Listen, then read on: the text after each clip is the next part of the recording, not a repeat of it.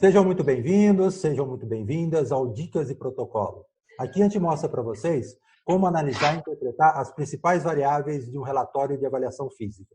Então, se você tem um relatório de ergospirometria, ventilometria, salto vertical, velocidade, força ou potência, e quiser saber se esses resultados eles estão minimamente coerentes ou não, então isso aqui é para você, fica aí. Sou Alex Oliveira, profissional de educação física, especialista no desenvolvimento de sistemas para medida de performance esportiva. Hoje a gente vai conversar aqui com o meu amigo, professor doutor Fabrício Boscolo. É Boscolo mesmo, Fabrício?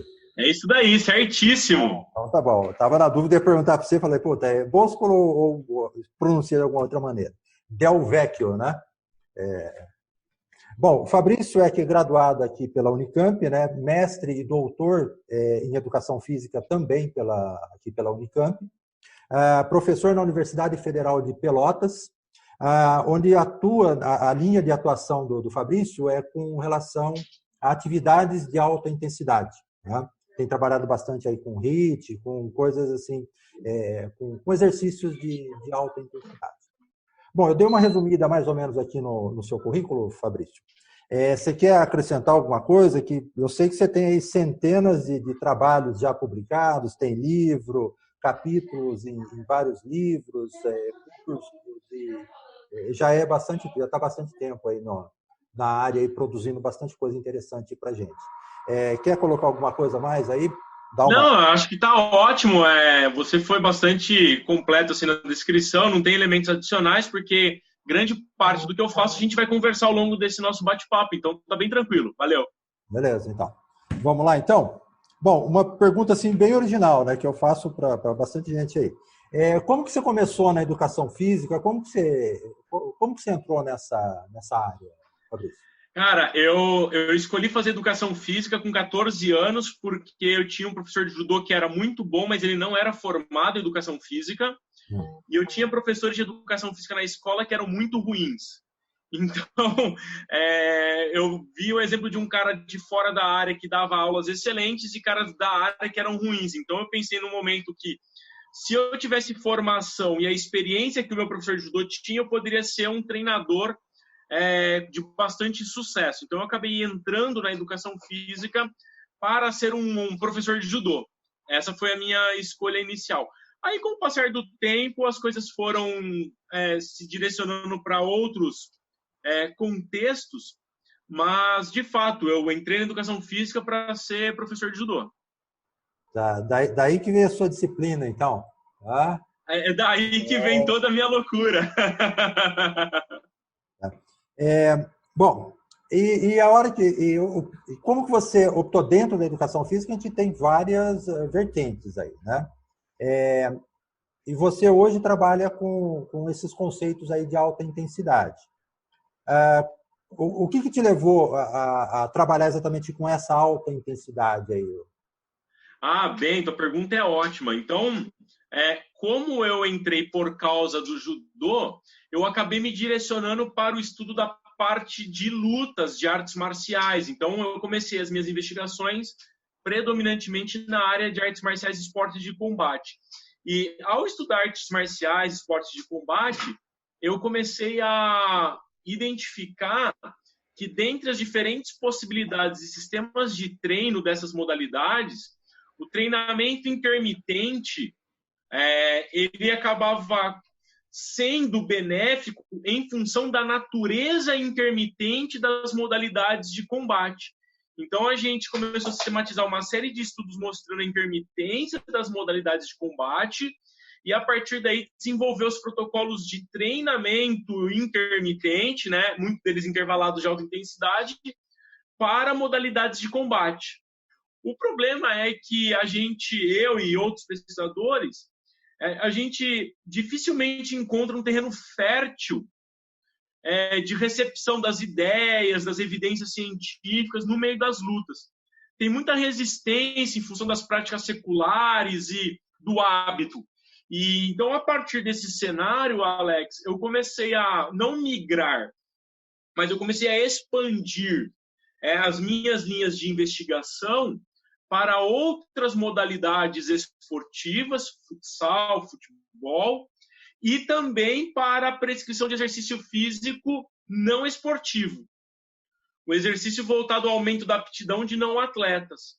E ao me debruçar na literatura, eu tive a surpresa de observar que uma série de estudos internacionais emprega o treinamento intervalado de alta intensidade, inclusive na reabilitação de pessoas clínicas, como hipertensos, cardiopatas. E a partir daí, então, eu comecei a delimitar a minha área de investigação de modo mais alinhado ao esforço em alta intensidade, obviamente sem desmerecer, né, outras formas e outros modelos de treino, mas decorre disso, de encontrar nas lutas a gênese do treinamento intervalado, para mim, né, de alta intensidade, porque ele se alinha à demanda das modalidades, mas por não conseguir implementar isso em função da resistência da modalidade, das pessoas que detêm o poder, eu acabei espalhando para outros cenários.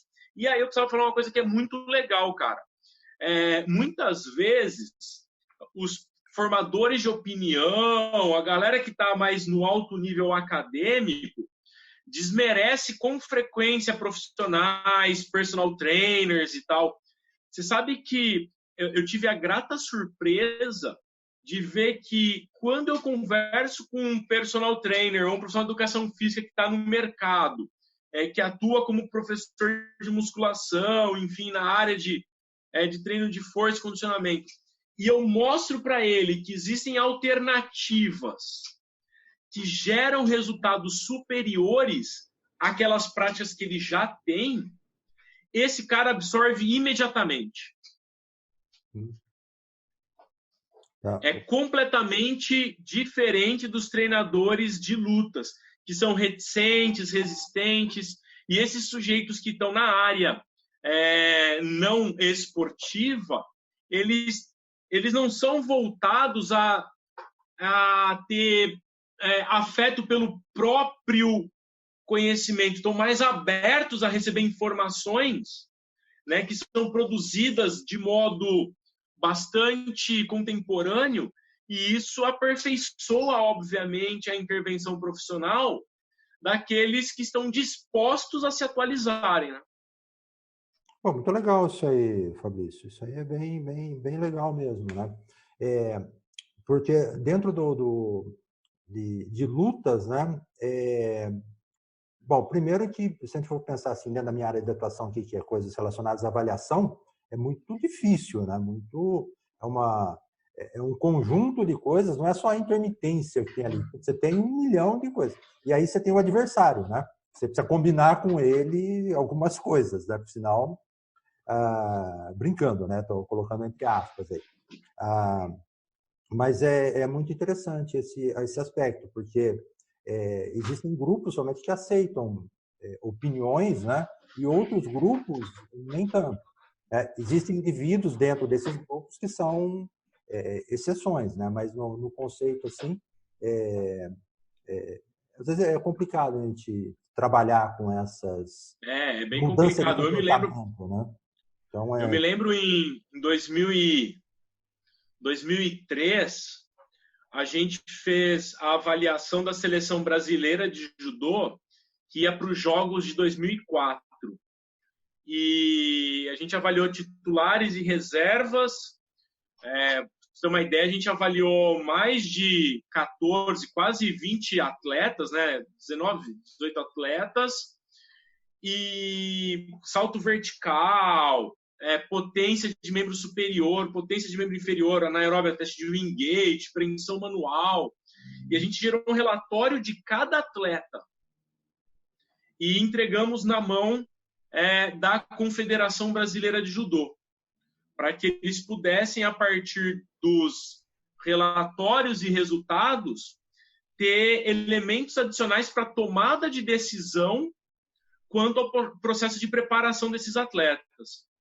E o que aconteceu só reforça o que eu te disse, sabe?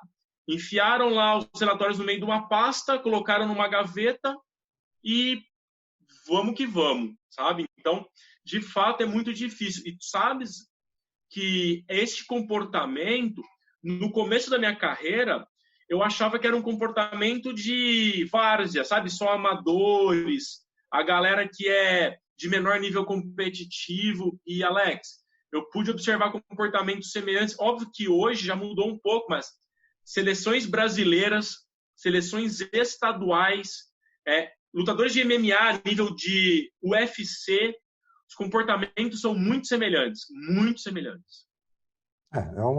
São situações difíceis aí que a gente tem que... faz parte a gente tentar contornar também para tentar levar um nível de conhecimento, uma coisa... Então, tem bastante coisa envolvida, né? Desde o lado político, emocional. Às vezes o cara não quer se sentir... alguém sabe mais do que eu nesse assunto. Ameaçado, né?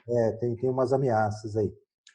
Trazendo aqui para uma coisa que você tem estudado, você tem escrito bastante aí, que é esse treinamento intervalado, que geralmente é chamado de HIIT, né? Que é uma sigla, né, em inglês de treinamento intervalado de alta intensidade. É isso mesmo? É isso daí, cara. Tem uma discussão muito grande entre as pessoas que envolve uma confusão, né? Uma coisa é o esforço intermitente. Por exemplo, um jogo de futebol é um esforço intermitente. Tá. O sujeito faz um sprint, descansa, aí faz um outro sprint, descansa. Uma luta é um esforço intermitente. Mas não é porque é um esforço intermitente que é um HIIT. Porque o HIIT é um sistema de treino, né, que usa esforços intermitentes. Então, o HIIT é treinamento intervalado de alta intensidade, é um método de treino que está dentro do que a gente chama de cargas intervaladas.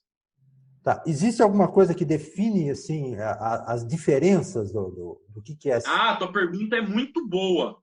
É muito boa porque tem um monte de gente que quer ter os seus carimbos nas definições, né? E aí isso gera a gente chama de poluição acadêmica. Começa a ter um monte de gente falando um monte de coisa e perde a linha de racionalidade, né? De modo amplo, Alex, o que a gente pode dizer é que o treinamento intervalado de alta intensidade é um modelo de esforço que é cíclico, normalmente de gesto único, que alterna períodos de esforço e de recuperação pré-definidos. E que a intensidade do esforço e da recuperação são planejados previamente, sendo que existe um critério mínimo que é considerado alta intensidade, que é estar acima do limiar anaeróbio ou do segundo limiar. Esta é a única situação que é consensual. Alta intensidade é acima do segundo limiar. O resto é tudo negociável. Tá. Então, o resto a gente poderia estar colocando assim na fase de repouso, por exemplo, de descanso, ou não? O descanso tem que ser parado mesmo. Não, aí que tá. Não, o descanso ele pode ser tanto ativo quanto passivo. Depende muito do objetivo. O que a literatura tem observado? Normalmente, a gente vai empregar recuperações ativas quando a gente quer favorecer o aumento da aptidão aeróbia, seja potência ou capacidade aeróbia. Mas se o meu objetivo é aumentar potência anaeróbia, ter uma menor queda na produção de potência ao longo dos sprints, aí a recuperação passiva tende a ser melhor. Então, a recuperação passiva ajuda no componente aeróbio. A recuperação ativa ajuda a aumentar mais a aptidão aeróbia. A recuperação passiva ajuda mais a melhorar o componente anaeróbio. Bom, você colocou um limite mínimo aí, né? Que seria acima do limiar 2, né? E quando que existe algum limite máximo, assim, alguma coisa que é muito... isso aqui já é muito intenso. Existe essa pergunta... Cara, você está com umas perguntas muito boas. Então, você está com umas perguntas muito boas. A gente organiza o treino intervalado, todo tipo de exercício é classificável, né? Então, com o treino intervalado não é diferente. Existem várias classificações, tá? Eu vou falar que eu uso, que tem suporte em alguma literatura, e do ponto de vista da aplicação prática, é mais fácil de entender. Então, a gente trabalha com 4 tipos de intensidade. O treino intervalado, ele vai ser chamado de submáximo quando ele é acima do limiar anaeróbio, do limiar 2, mas ele é abaixo da potência aeróbia máxima. Então, ele é submáximo. Tá. O treino intervalado, ele vai ser chamado de máximo, isso é discutível, mas é uma nomenclatura, quando ele é feito a 100% da intensidade associada ao consumo máximo de oxigênio. Tá. Aí, a gente tem os intervalados que são supramáximos, quando eu treino acima de 100% da IVO2. Tá. 110, 115, 130 e etc. E então, Alex, a gente tem o 4º e último grupo, que são os esforços all-out. O esforço all-out é aquele esforço que o cara vai fazer o mais forte que ele pode. E aí eu não vou ter mais a preocupação de querer controlar a intensidade. Ele vai lá e faz o mais forte que ele pode. Então, por exemplo, num esforço de wingate. Tá. Então, o wingate seria um all-out. Seria um all-out, sem dúvida alguma, exatamente. Aí, se o sujeito, por exemplo, ele faz um teste numa esteira, chegou no VO2 máximo aí a 18 km por hora, tá? Só que a velocidade máxima que ele consegue, sei lá, 28 km por hora, se ele conseguir, se for correr, né, fazer um tiro. Ele treinar a 20 km por hora é supramáximo. É supramáximo, exatamente Aí isso. ele fizer um tiro na máxima velocidade e intensidade ao alto. Isso, tá? Exatamente. Abaixo do limiar, né? Ali aliás, abaixo não, né? Do limiar até um ponto seria o submáximo. Isso? É isso aí. Beleza.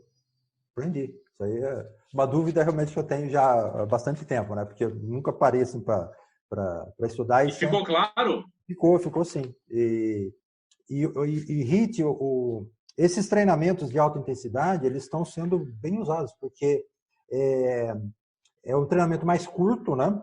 Pela característica de ser alta intensidade, não dá para prolongar muito, né? E eu acho que economiza bastante tempo no treinamento. Ou não, estou enganado. Então, a gente pode enxergar de diversas formas isso, tá? A primeira é que treino intervalado de alta intensidade não é sinônimo de treino curto. Tá. Porque o que acontece? Existe no imaginário popular aquela questão, porque eu vou fazer HIIT, eu vou treinar só 3 minutos, 4 minutos. Ok, existem intervenções com treino intervalado de durações mais curtas. 4 minutos, 7 minutos, mas não é sinônimo. Eu tenho sessões de treino intervalado que duram 50 minutos, 60 minutos. Então, a diferença é que com sessões curtas, eu também tenho benefícios. E aí é um ponto que você destacou. Eu posso quebrar a barreira de algumas pessoas pela lógica da sessão poder ser mais curta. Mas sabe o que a literatura tem observado? Que as pessoas dizem que não tem tempo para treinar. Sim, sim. Não significa que, de fato, em um dia, não haja tempo disponível. Sim, sim, isso é para tudo, né? A questão do e aí a gente, assim, eu tenho um modelo que é mais fácil de você fazer. E tem um problema atrelado a isso. Eu não sei como você tem visto, na biomecânica está muito claro que é um sistema de terrorismo biomecânico. A gente tem um terrorismo na área da prescrição do treino que mais afasta as pessoas do que aproxima. Se o cara vai fazer HIIT, ele precisa de um tênis específico, uma meia específica, bermuda térmica, a bermuda que troca calor com o meio, o relógio que mede aceleração, sabe? E aí eu crio mais barreira do que oportunidade para a prática, né? Sim, sim. Não, esse é um tipo de coisa que é interessante você falar, né? Porque é muito difícil você pegar alguém com nível assim, de graduação que você tem, né, de estar falando isso daí. Porque isso daí envolve uma coisa assim, que eu vejo muito, é muito comum, faz parte do meu dia a dia. já aconteceu muito comigo, que é começar a fazer uma coisa sem você realmente dominar aquilo. Ninguém começa dominando, não tem como. Eu vou ser doutor para começar a trabalhar com avaliação física. Não faz sentido isso. Tá? Quanto mais cedo a gente começa a fazer as coisas, mais cedo a gente vai errar.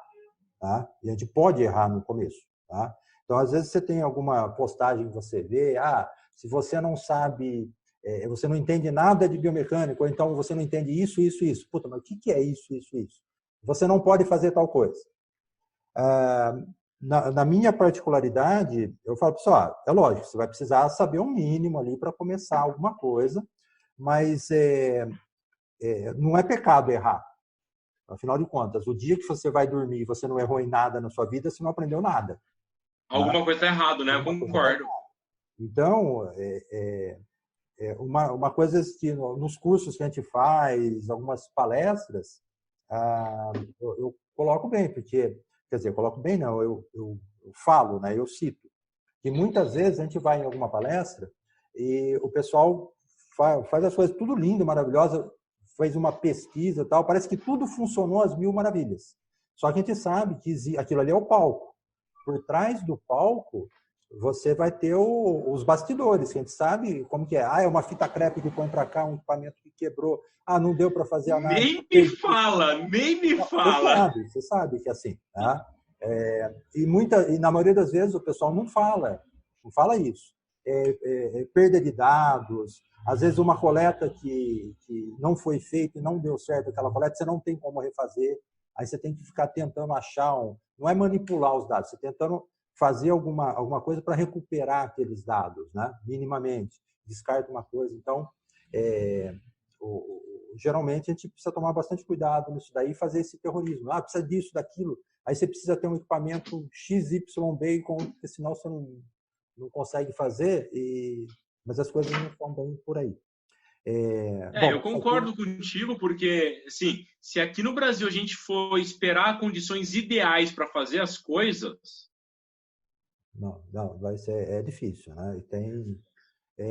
Bom, voltando aqui porque daqui a pouco a gente começa a falar disso aí, vai embora o negócio aí. Existe algum teste que é recomendado para quantificar as intensidades de HIIT? Tá? Por exemplo, você vai fazer um HIIT na a gente pode... É que assim, vai depender... Quando a gente vai prescrever o treino intervalado, a gente manipula diversas variáveis. A primeira variável que a gente deve considerar na prescrição do HIIT é a modalidade. Então, por exemplo, se o meu aluno vai fazer o treino intervalado correndo, aí o teste recomendado é um teste incremental com corrida. Seja na rua, né, pista ou na esteira. Eu vou fazer um treino intervalado no cicloergômetro. Então, a gente normalmente vai fazer um teste incremental no cicloergômetro. Então, via de regra, Alex, se a gente vai trabalhar com intensidades controladas, submáxima, máxima ou supramáxima, a gente precisa de um teste prévio para poder identificar as intensidades, ou a gente vai trabalhar com intensidades não controladas, por exemplo, o all-out, ou empregando percepções subjetivas, que aí o cara vai lá, faz, a gente tem uma escala de percepção e tal que vai alinhar a intensidade. Mas o recomendado, inclusive na literatura tem já alguns trabalhos mostrando que quando você aumenta a precisão na prescrição, o resultado é melhor.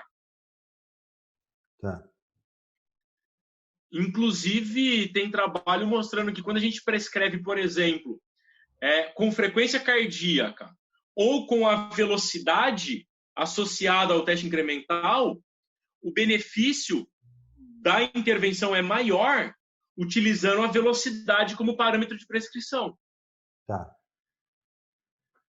Porque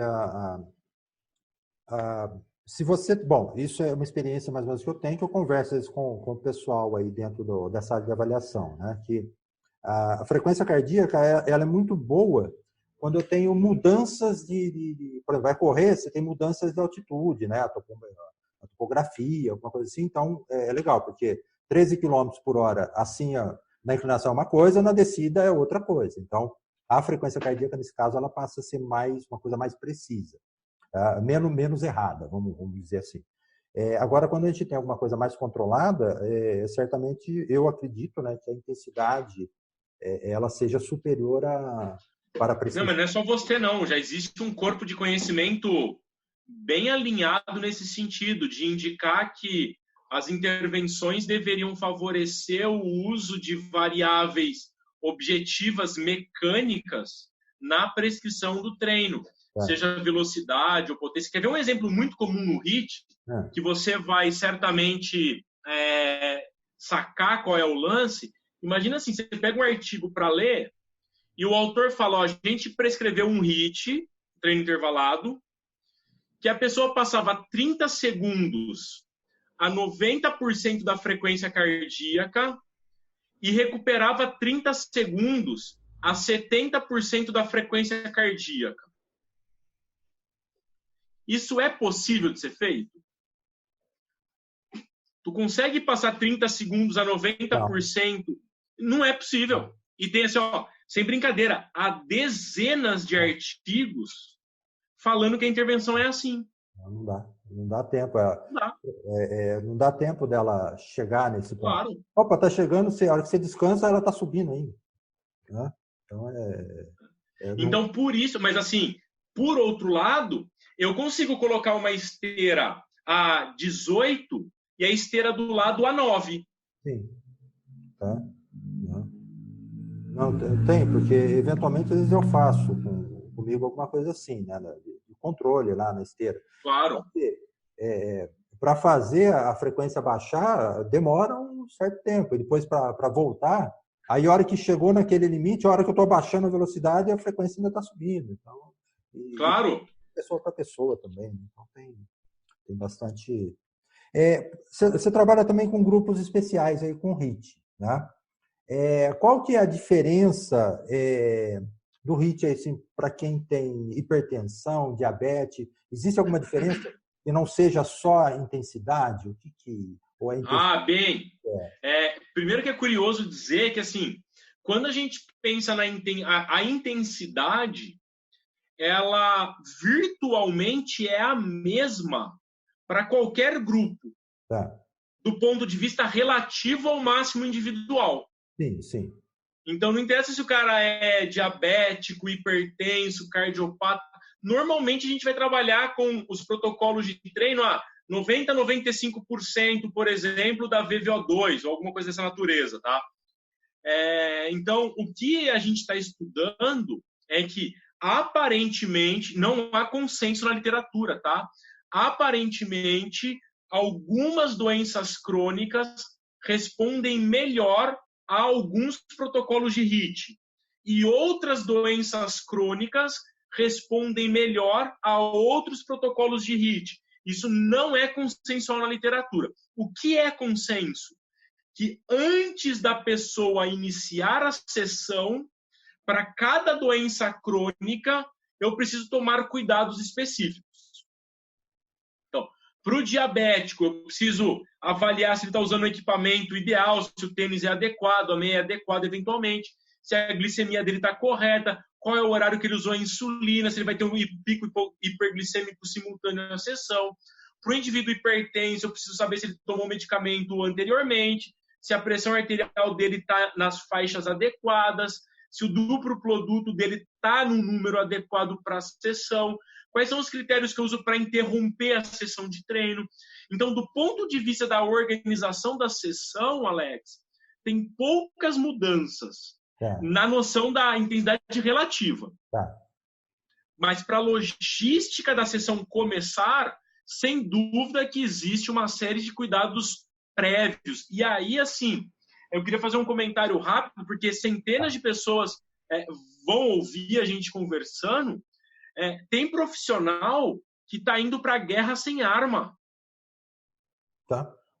O cara vai prescrever treino para... O cara fala assim, eu sou especialista em grupos especiais. O cara não tem glicosímetro, não tem cardiofrequencímetro, não tem esfigmomanômetro, não sabe o que é um estetoscópio, descobriu que é um oxímetro agora por causa da Covid, saca? Então, assim, não dá para ir para guerra sem arma, né? Não, o grupo especial a complicação mesmo são essa logística aí que você falou, né? Inclusive tem uma coisa que eu acho que ela é muito subutilizada, né?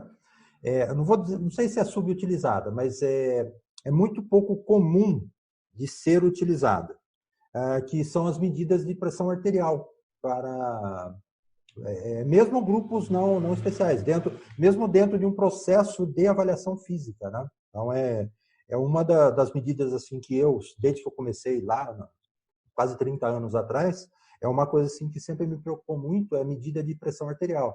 Tá? Que, às vezes o cara é habituado a correr, que nem você aqui de Campinas, né? Tem lá a Lagoa do Taquaral aqui, pessoal. Eventualmente a gente fazia alguns eventos ali pelo SESC, e não era incomum encontrar o pessoal que era habituado a dar 2 voltas, que são 10 quilômetros na Lagoa, quase todo dia, e a pressão do cara está lá em cima. Não é muito, mas acabou o exercício agora. Não, beleza. Acabou agora, a dilatação, a diferença tem que ser grande, não pode ser. O cara está lá com, sei lá, 18 por 14. Não, e pelo contrário, né? Dependendo do modelo de esforço que ele faz, diminui a resistência vascular periférica, aumenta a concentração de lactato, aumenta a vascularização, tem até que diminuir a pressão do ponto de vista agudo, né? Não aumentar, dependendo do modelo de esforço. E o que tu disseste é muito importante, porque hoje em dia eu não dou mais, mas eu já ministrei disciplina de primeiros socorros.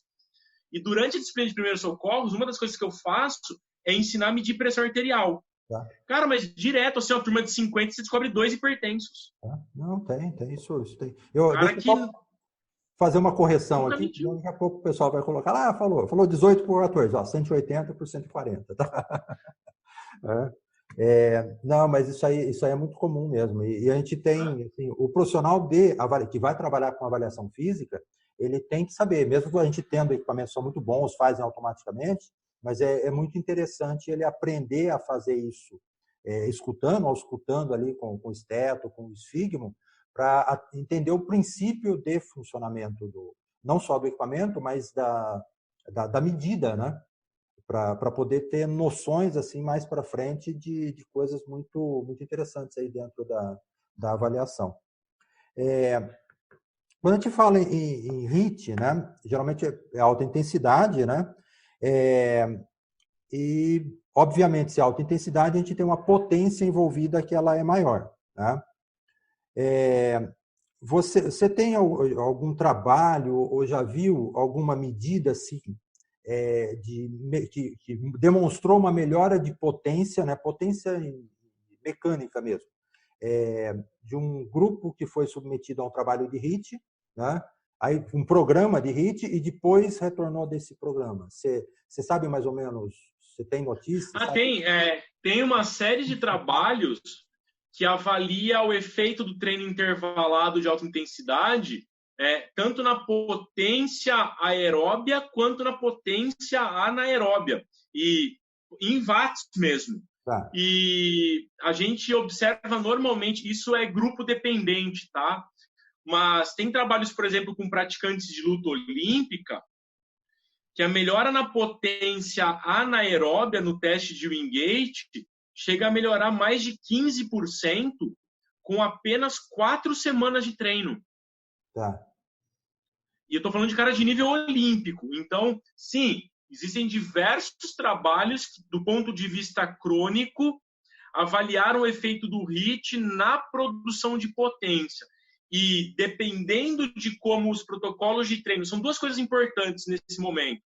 Depende de como o protocolo é prescrito, que esse é um problema severo. Muita gente acha que porque é HIIT, o nome é HIIT, é bom. E o nome não significa nada se o protocolo de treino for mal prescrito. Né? Então, esse é um ponto importante. E o outro, que poucas pessoas prestam atenção, é o tempo entre o término da intervenção e a medida de avaliação do efeito da intervenção. Se eu estou treinando 4 vezes por semana, eu termino a última sessão na sexta-feira de toda a intervenção. Se eu for avaliar esse cara no sábado, é possível que a produção de potência dele não esteja tão boa quanto poderia se eu avaliasse ele, por exemplo, na segunda-feira. Tá. Então, assim, existe efeito agudo e também existe efeito crônico do treino intervalado na produção de potência. Tá. Eu vi esses dias, bom, você mandou para mim esses dias aí um trabalho, né, que vocês fizeram aí, acho que foi, não sei se foi exatamente aí na Federal de Pelotas, né? Foi aqui. Foi, né? Aonde vocês fizeram a medida de potência aí do levantamento terra, né? Onde fez uma comparação com o sujeito pegando e usando aquele acessório, o strap lá, coloca aqui no antebraço, né, punho, para ajudar. Como que foi esse trabalho? A gente, ele surgiu de uma pergunta prática, né? Um dos autores era fisiculturista, e aí ele percebia que quando ele fazia o levantamento de terra com strap, ele conseguia colocar mais carga, mais quilos na barra. E, ao mesmo tempo, ele percebia que isto permitia que ele fizesse mais repetições também, porque a fadiga da força de preensão manual muitas vezes limita o volume do exercício como um todo. Então, a partir dessa pergunta prática, a gente desenhou um estudo para avaliar o efeito do uso do strap na realização do levantamento terra. E aí a gente usou um encoder linear, um peak power, para poder fazer essas medidas. Basicamente, os praticantes realizavam 3 séries até a falha e a gente acabava mensurando os parâmetros biomecânicos de potência, velocidade, força associados com a realização do levantamento terra. A gente fez aqui no próprio laboratório, aqui na UFPEL, e os resultados foram muito legais, porque a gente observou que quando os praticantes usavam o strap, óbvio, a gente usava uma barra de levantamento olímpico e o encoder ficava acoplado a essa barra, né, no chão, mas acoplado à barra. Então, a gente fazia a imputação dos dados no computador e, pelo deslocamento do transdutor linear, a gente estimava os parâmetros biomecânicos. E a gente observou que quando as pessoas faziam o treino utilizando o strap, primeiro, conseguiam fazer com quilagens maiores. Tá. Segundo, o movimento ficava ligeiramente mais lento, mas a produção de força era maior. Tá. Então, esse foi o principal achado do ponto de vista biomecânico. Aí tem algumas inferências também cardiovasculares. Por exemplo, os valores de frequência cardíaca ficaram maiores no treino com strap. O estresse cardiovascular é superior no treino com strap. Provavelmente porque o cara faz mais repetições com uma carga superior, exige uma demanda cardíaca maior, né? Tá. Então, a gente poderia dizer que com o strap, né, com esses dados, né, a gente conseguiria ter um resultado de treinamento melhor. Né? Só não conseguiria isso, né, sem usar o strap, porque eu teria uma fadiga de preensão manual, né, o que estaria limitando eu conseguir ter um treinamento melhor. Exatamente. Então, é importante que as pessoas saibam que eu brinco com os meus alunos. Não adianta você colocar o strap lá para fazer e não desenvolver força de preensão manual. Tá.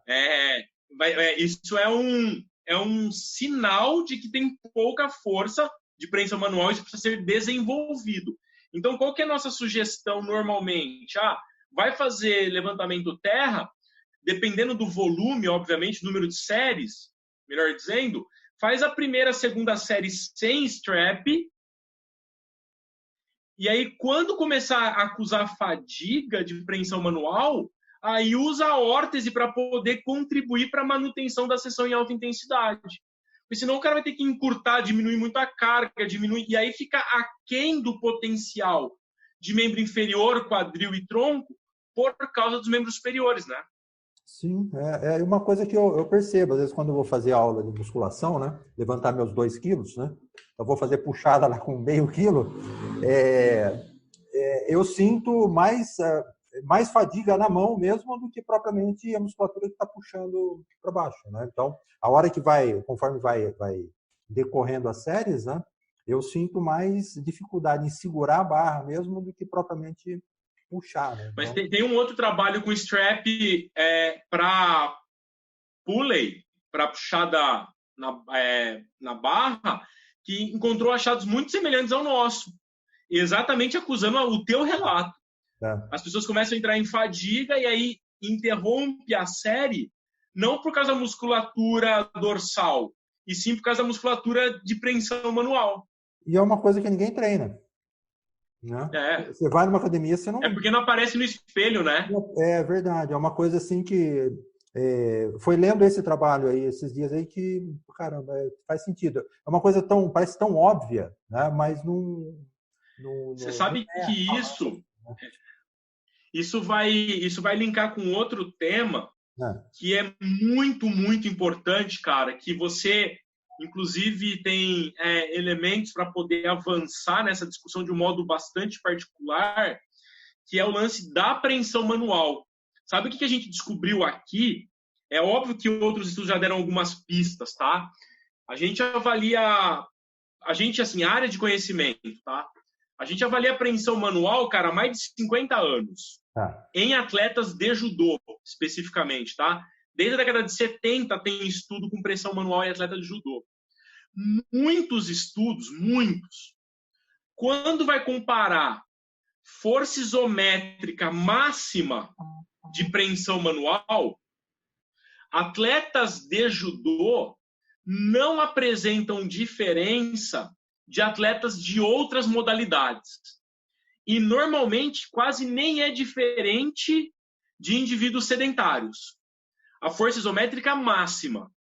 Aí, Alex, a gente acabou de terminar um estudo aqui que está submetido. A gente fez o teste de uma apreensão máxima. Aí a gente calculou 70% desse quilograma força e cronometrou o tempo que o indivíduo conseguia se manter a 70%. Cara, eu não sei se tu tem interesse de saber. Deu uma curiosidade aqui, cara. A gente comparou atleta de Brazilian Jiu-Jitsu com universitários, tá? Força isométrica máxima, sem diferença entre os grupos. 50, 52 na média. Tá? Quando a gente pega 70%, ou seja, menos 15 kgf, né, 35, sujeito universitário mantém por 35, 40 segundos. Lutador de jiu-jitsu, 2 minutos, 2 minutos e 30. Então, a resistência de força dele fica... Que é o que ele mantém. Anos-luz. E aí, por que eu estou falando isso? Por muitos anos, a gente media de modo errado a variável certa. Faz sentido, porque geralmente faz força máxima. Beleza. Exatamente. Preparou, e a apreensão manual é um índice muito interessante que é comparado com taxa de mortalidade. Né? Isso tem. Uma série de coisas. Isso pode estar induzindo a determinados erros em alguns procedimentos se realmente não fizer a medida correta. Agora, o que é a medida correta? A gente não sabe exatamente o que é. A gente tem alguns indícios, né? Como esse daí é um caso, para você fazer uma medida de força máxima durante X segundos, ou então você segurar um percentual de força durante X tempo. Então, são protocolos diferentes para medir uma determinada variável. Agora, são coisas que a gente precisa estar testando bastante. E isso aí é muito, muito interessante. Isso daí é mais uma coisa que eu estou aprendendo hoje. Vou dormir contente porque estou aprendendo bastante coisa aqui, Fabrício. Tem um outro trabalho também. Nesse daí dá para a gente falar bastante coisa ainda com relação à velocidade, as coisas aí. Mas a gente tem o tempo que ele é bem, bem curto. Agora, nessa época aqui, a gente está...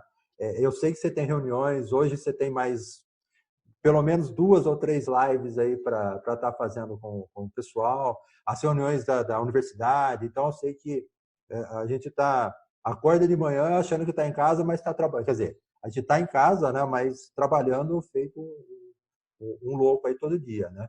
Não sabe mais se é sábado, se é domingo, se é feriado, já não existe mais essa discussão. Tem um outro trabalho que vocês fizeram aí também, que foi a comparação, né, de diferentes instrumentos aí no salto vertical, né? Que aí vocês tiveram alguns resultados, né? Mas assim, o que me chamou a atenção nesse trabalho é uma coisa que eu sempre falo também para o pessoal, que a gente tem que olhar, cada equipamento na realidade está medindo uma coisa, tá? Eles podem dar valores parecidos, valores diferentes, tá? A gente precisa entender o que eles estão medindo. Só que eles têm que ficar, entre eles precisa ter uns certos valores reproduzíveis, ele com ele mesmo, né? Então, pelo menos isso. Como que foi esse trabalho que vocês fizeram aí de salto? Que tipo de salto vocês usaram?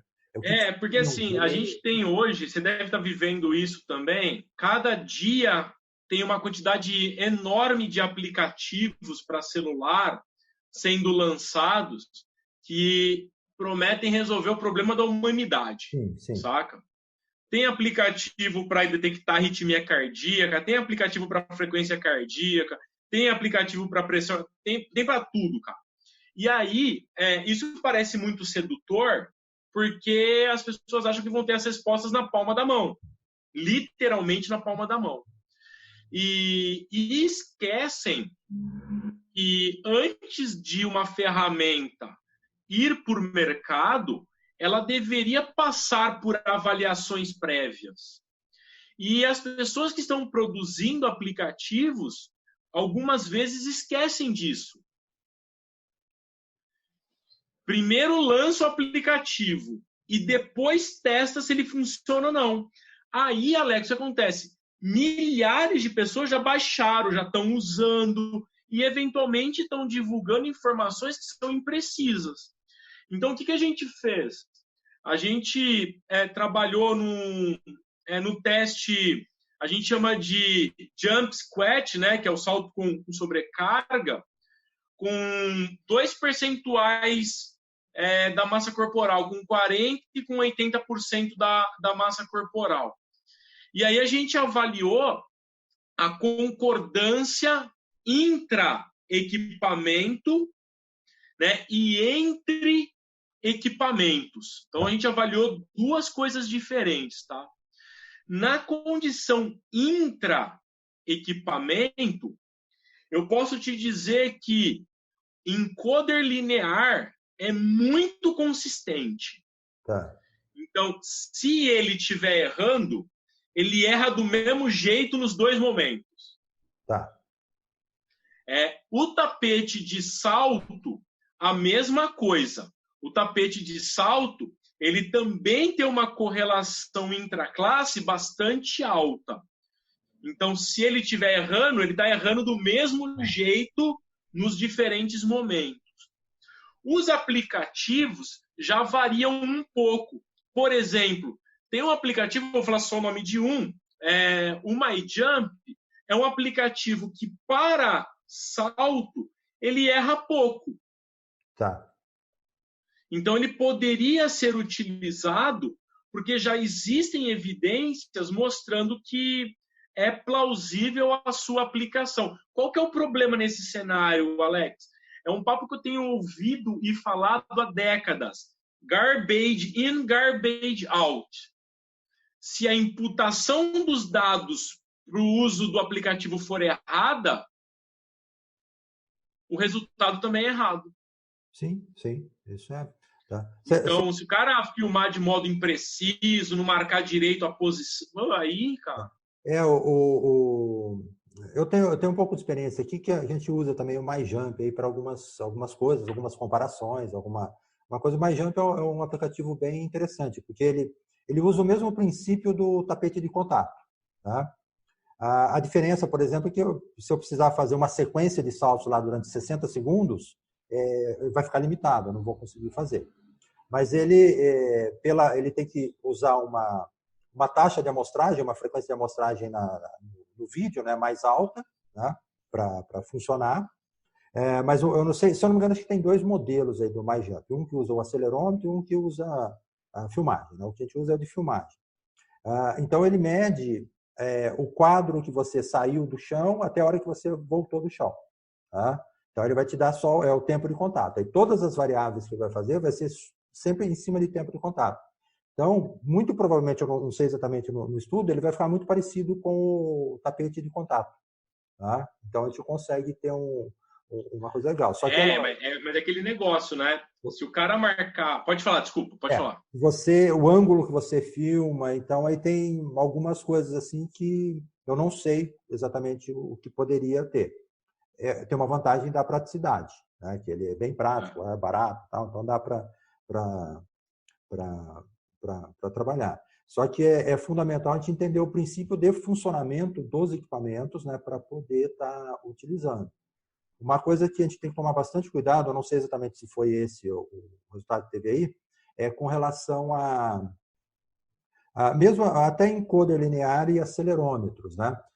Dependendo do que ele mede, por exemplo, se a gente faz um determinado movimento, existem muitos movimentos levantamento olímpico, uma série de coisas, que aquilo ali às vezes não é um movimento só. Às vezes você olha, você não enxerga, mas o sujeito está vindo, ele para e depois ele... Então, na realidade, do ponto de vista mecânico, isso são 2 movimentos. Então, dependendo do equipamento, ele acaba medindo duas coisas. Aí a gente não sabe se ele mediu o primeiro intervalo do primeiro movimento ou o segundo. Tá? Então, a gente tem que tomar um certo cuidado em movimentos mais complexos. Né? No salto, já é uma coisa mais dinâmica, assim, mais reta. Né? Então, a comparação já é mais tranquila. Bom, só um parênteses aí, só para a gente realmente sempre procurar entender o funcionamento da ferramenta que a gente está utilizando, né, para poder ter uma boa interpretação em cima dos dados, né? Que é uma preocupação que eu sei que você sempre tem, né? Porque, eventualmente... E aí todas as inferências são erradas, né? Se o cara não medir certo, tudo vem depois. É o básico. Quer ver um exemplo clássico que você falou do tapete versus o MyJump? A gente tem uma situação muito curiosa com algumas modalidades de combate que funciona assim. Vou dar um exemplo que é o mais recorrente, tá? Imagina o taekwondo, sabe? Os caras ficam um chutando o outro lá. Então, no taekwondo, se você faz um salto vertical, tá? Pré-luta. Aí o cara faz 3 rounds de luta. O cara passa chutando, sendo chutado e tal. Dura perto de 8 minutos, 3 rounds, mais as recuperações. 8 minutos de atividade. Então, você avaliou o salto antes, o cara passou 8 minutos em atividade. Aí você mede salto de novo depois. Sabe o que acontece com o desempenho no salto, normalmente? É aumentado. O cara, no pós-luta, tem valores superiores de impulsão vertical em comparação ao pré-luta. E aí o que acontece? Só que o curioso é que quando você pergunta para o atleta, fala, e aí, como é que tá tuas pernas? O cara fala, nossa, eu tô cansado pra caramba, tô desgastado. Aí você pega o valor do salto e o salto não tá falando que ele tá desgastado. O que está acontecendo? A gente está medindo errado. É possível que um salto único não seja sensível para captar o impacto metabólico de um esforço. Agora a gente está testando outros, tipo o protocolo do Bosco, saca? Outros saltos que o My Jump não dá conta. A gente já tentou, o My Jump não dá conta. A gente vai ter que fazer com um tapete de salto. Cada um vai ter sua limitação, né? Você tem a facilidade, você tem a limitação. Então, por exemplo, você tem testes de preensão manual, um dinamômetro simples de preensão manual, que em situações é melhor que um isocinético, tá? Então, guardando as devidas proporções, né? Principalmente de valor. Depende da pergunta que quer responder, né? Depende da pergunta. Então, dependendo do caso, equipamentos básicos são superiores a equipamentos mais complexos, né? Mas é lógico, tem que saber exatamente o que você está querendo medir, né? Para ver se aquele equipamento dá para medir o que você precisa, né? Então, a gente tem que... falando aí em equipamento, né? Porque uma coisa que a gente tem, que até você citou, né? Cada vez mais tem mais equipamentos, mais dispositivos, prometendo solucionar todos os problemas, né? Só que não é o caso da maioria das pessoas que não tem condição. Eventualmente tem um equipamento simples. O que você recomenda para quem não tem equipamento, mas quer começar a trabalhar com avaliação? Cara, é assim, são várias coisas que eu poderia e deveria falar nesse momento, tá? A primeira eu já disse que é o cara que quer ir para a guerra sem arma. Tá. Manja. A segunda situação, e aí eu deixo claro para todo mundo que eu não combinei contigo o que eu vou falar agora. Tá. A gente não teve nenhum tipo de alinhamento. O primeiro equipamento que eu comprei meu foi um cardiofrequencímetro da Polar. Tá. Vagabundo, F1 lá. E aí eu comecei a perceber que eu precisava de mais coisas para poder ter o know-how de treinador. Tá? Eu sou um preparador físico que tem equipamento que mostra o desempenho sendo mudado ao longo do tempo. E a partir daí, cara, lá no começo dos anos 2000, eu comprei, quando a Cefise fez um combinado de venda de um tapete de salto e de um encoder linear. E aí, eu não lembro, nem quero que tu me lembre, inclusive. E aí, foi vendido os dois juntos, eram promoções diferentes. E, cara, eu sei que eu trabalhei igual um louco. Parcelei, acho que em, 6, 7 vezes, eu não lembro. Mas eu sei que a minha motivação, cara, eu me emociono de lembrar disso, cara. Eu me emociono. Porque a minha motivação para poder trabalhar era ter oportunidade de comprar equipamentos que iriam se converter, né, em respostas melhores para os meus clientes na época, para os meus atletas e nos meus estudos. A gente está falando hoje disso. Ó. Eu tenho um artigo, esse artigo do deadlift, levantamento terra, é um artigo de 2015, publicado numa das melhores revistas do mundo, que é Journal of Strength, que eu fiz com um encoder linear meu, pessoal, que eu comprei há 20 anos, saca? E estava funcionando direitinho, cara. Então, assim, a primeira coisa que eu tenho que dizer para todo mundo é: não existe, né, louro, não existe sucesso sem sofrimento, sem trabalho. Esse é o primeiro ponto. O cara tem que se esforçar para isso. E o segundo é fazer uma prospecção dos equipamentos mais importantes. A gente já falou aqui, saca? Cardiofrequencímetro, glicosímetro, indicador de força, dinamômetro manual. Mas isso vai depender de qual é o mercado que o cara quer, né? Porque para cada mercado ele vai ter, né, um conjunto de equipamentos mais indicado.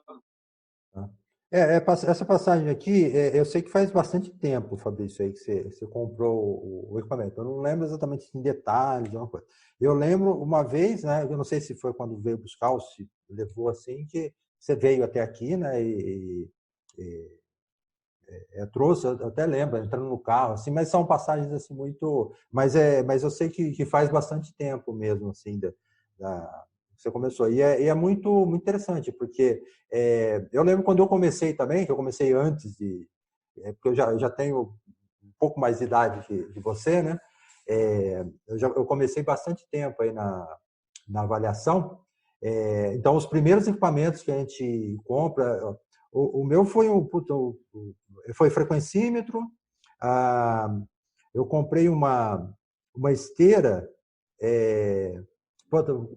uma esteira, eu não lembro exatamente a marca dela, mas é uma esteira assim, 16 km por hora, é simplesinha, né? Mas eu lembro que eu paguei R$ 1.435 na esteira.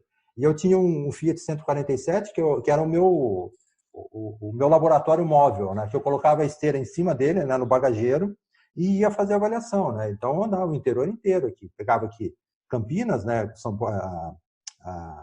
Ponte Preta, Guarani, aqui região internacional de Limeira, pegava Rio Branco aqui, Americana, Barbarense, rodava aqui América, o Botafogo aqui de Ribeirão Preto, sul de Minas, então a gente andava bastante. Então, os primeiros equipamentos, eles realmente marcam muito, assim. E o pessoal tem que... a gente não precisa ter equipamentos caros, né? Mas uma coisa que a gente precisa sempre ter é saber o que a gente vai medir primeiro, né? Então, primeiro, o que eu preciso medir? Porque tem muita gente que quer comprar o equipamento e pergunta, mas o que eu posso medir com ele? Então, na verdade, é o contrário, né? Primeiro você tem que saber o que você quer medir para procurar equipamentos que meçam aquilo, né? Então, quando a gente pensa em equipamento, né, que foi o princípio que você trabalhou aí logo que estava começando a fazer.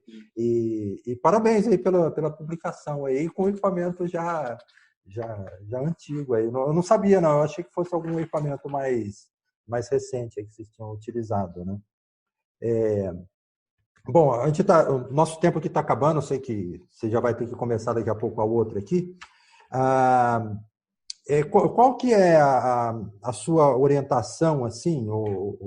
Bom, você já passou assim, uma orientação para o pessoal que está começando, né, com avaliação física, e para o pessoal assim, de educação física, mesmo que não tenha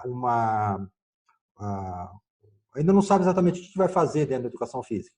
Porque uma coisa comum que eu vejo assim, com todo mundo que entra na educação física, que eu tenho conversado esses dias, sempre, eu tive um professor de educação física lá, tal, que era muito legal, ou então, ou um treinador, alguma coisa assim. É o meu caso também, né? Eu entrei, primeiro, porque eu tive um professor muito, muito legal aí na quinta e sexta série, né, quando eu estava na escola, e depois, a hora que estava indo pensar assim, na faculdade, aí tinha um amigo meu que ele já estava no primeiro ano de educação física, né? E muito amigo e tal, eu achei bem interessante. Então, ele é jogador de futebol, né?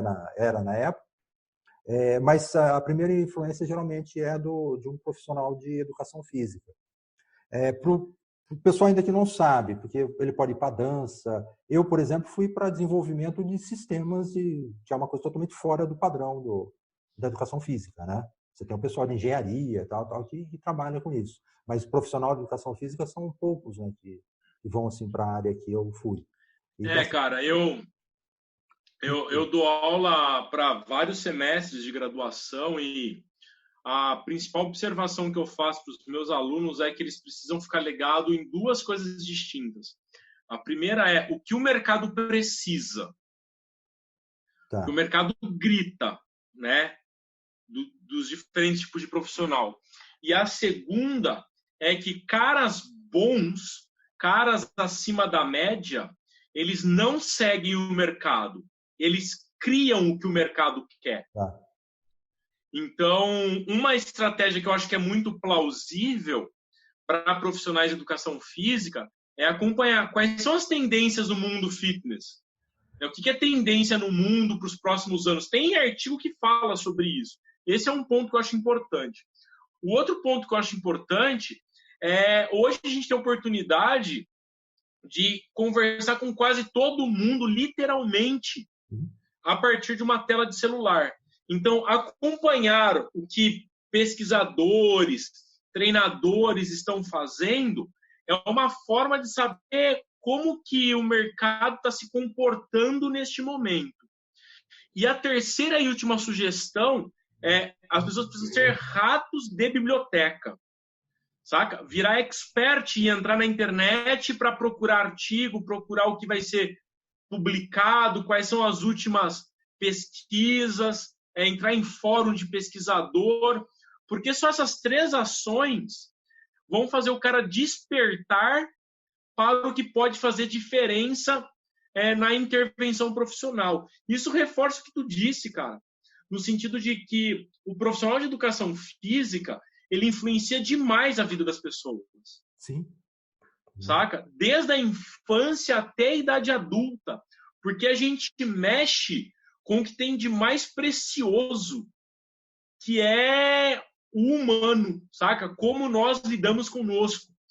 E isso não tem preço financeiro. Então, o valor que é criado do ponto de vista emocional, afetivo, social, cara, é não quantificável do ponto de vista financeiro. Não, isso é verdade. Eu tenho conversado com bastante gente esses dias, né? Nesse modo de live, conversas, assim, né? E uma coisa em comum que a gente percebe é que todo mundo que a gente conversa não trabalha por dinheiro, né? Nunca trabalhou por dinheiro. Quer dizer, a gente precisa, é óbvio, né? Isso é uma questão óbvia. Mas a vontade de fazer alguma coisa diferente, ela está acima do ganho financeiro. Isso é sem dúvida. Uma coisa. Muita gente não acredita nisso, né? Mas você, eu sei que trabalha assim, né? Eu sei que você tem uma paixão pelo que você faz, né? A gente já se conhece há algum tempo, assim, né? E agora você tá bem gaúcho aí, né? Você tá com um sotaque bem gaúcho, não? É que tem que se adaptar ao meio, né? Tá percebendo que você tá bem. Mas a gente fica, né? Quando a gente vai assim se eu vou para o Nordeste, rapidinho a gente já tá falando alguma coisa parecida. Muito, muito legal. Bom, o Fabrício, a gente vai precisar encerrar agora. Eu vou liberar você para as suas próximas lives, né? Para você tá na sua sequência aí, porque eu sei que chega no final do dia a gente já tá. Mas, cara, é um prazer falar contigo, Alex. Sabe que eu devo demais a você e tenho um carinho muito grande, um respeito enorme pela tua trajetória, pelo teu trabalho, tua contribuição à educação física. E encontra aqui no Rio Grande do Sul um cara que te admira e o que eu puder fazer para a gente trabalhar junto, enfim, seguir na batalha, na área, pode contar comigo, cara. Não, então estamos juntos aí, né? Como o pessoal fala. Bom, você quer deixar algum recado aí para o pessoal, alguma coisa mais? Porque eu sei que você tem lá, quer colocar os seus contatos, você tem as suas planilhas. Cara, se alguém tiver interesse, eu tenho planilha de pressão de treino, curso online, livro. É só acessar www.fabriciobosculo.com e acabou. Beleza. Eu estou aprendendo a mexer nesses negócios, eu não consegui nem habilitar ainda os comentários aqui no YouTube. Assim que eu aprender, aí eu já vou colocar lá o seu contato, eu já coloco tudo lá, tá, Fabrício? Bom, Fabrício, então, muito obrigado, não tem nem palavras aí para te agradecer aí. Eu que te agradeço pela oportunidade, Alex. Valeu, cara. Oportunidade aí, a gente está se falando. Beleza? Então, um abraço aí, Fabrício, um abraço a todo mundo que assistiu. Tá? E logo mais tem mais algumas conversas aqui no canal do Dicas e Protocolo. Um abraço, Fabrício. Muito obrigado. Valeu, falou.